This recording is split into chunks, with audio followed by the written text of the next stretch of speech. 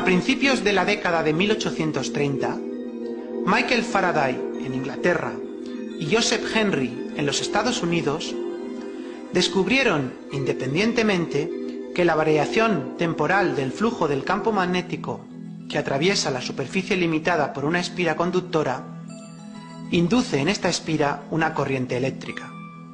En sí mismo, el proceso se conoce como inducción electromagnética. La inducción electromagnética es el principio fundamental del generador eléctrico, del transformador y de otros muchos dispositivos de uso cotidiano. Para realizar una experiencia de inducción electromagnética se va a considerar el montaje de la imagen. En este montaje se dispone de una bobina con un gran número de espiras, conectada mediante dos cables a un amperímetro. Asimismo, también se hará uso de un imán. En primer lugar, se ajusta el amperímetro de modo que el cero quede en el centro de su escala.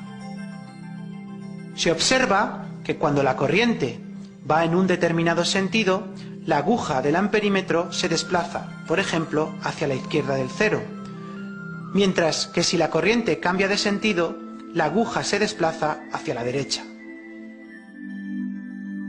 En la imagen se indica el sentido de la corriente mediante flechas rojas, así como el desplazamiento de la aguja del amperímetro en cada caso.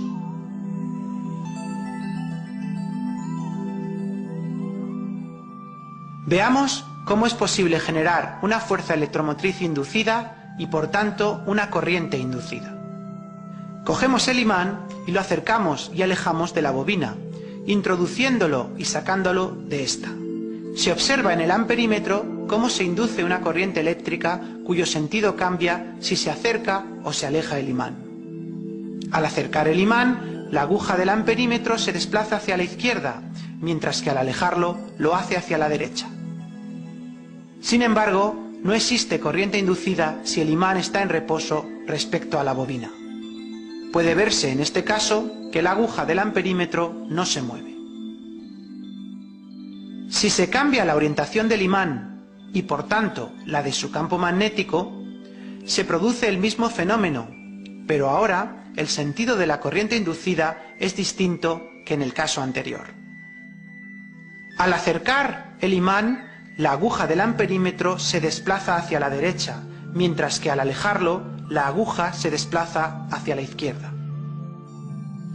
Además, si el imán se acerca o se aleja más rápidamente, la corriente inducida es mayor.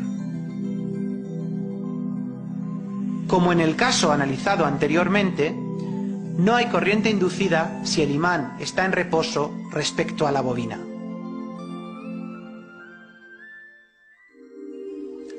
Por último, vamos a ver cómo también se genera corriente inducida cuando el imán está en reposo y se mueve la bobina respecto al imán, alejándola o acercándola.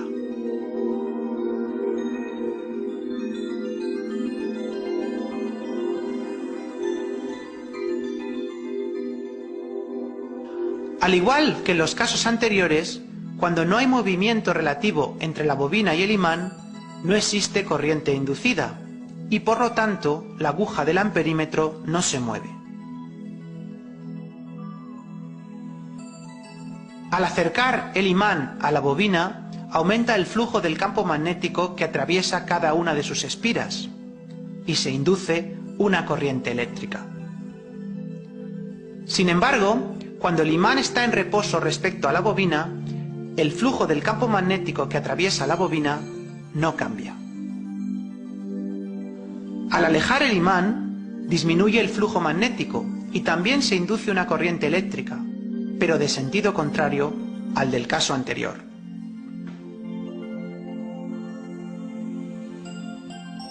La presencia de estas corrientes inducidas en la bobina implica la existencia de una fuerza electromotriz inducida, la cual está presente durante el tiempo en el que el flujo del campo magnético está variando. El flujo del campo magnético que atraviesa la bobina está relacionado con la fuerza electromotriz inducida mediante la ley de Faraday-Henry, que establece que la fuerza electromotriz epsilon depende de la rapidez con la que varíe el flujo magnético Phi.